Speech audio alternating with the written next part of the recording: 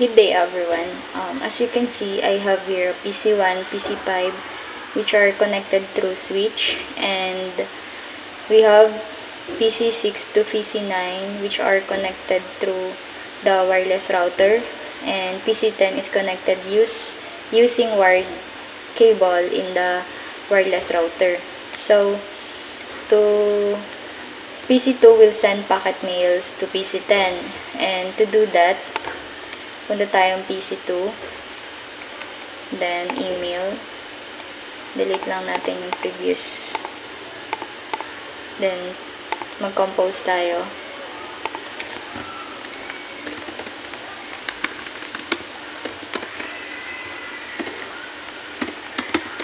Sample.com, then lagay natin IT, then hello. Then yun, nag-send na. Then try naman natin kung na-receive niya. Punta ulit tayo ng email. Then delete lang to. Then punta tayo sa receive. So, na-receive naman niya. So, and then try natin mag-reply. Sabihin natin hi. Then send. And then close natin. Tingnan natin kung na-receive na. Na-receive naman niya. So, para makita ulit natin kung gumagana siya, then try natin mag-send PC2 to PC10.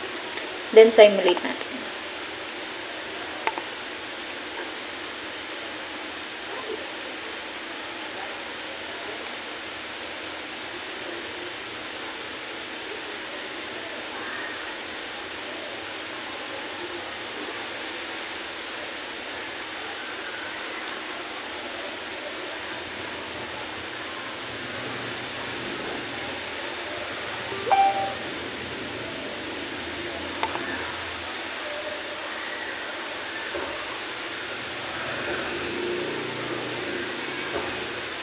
So, as you can see, nakita niya naman, nag-check na.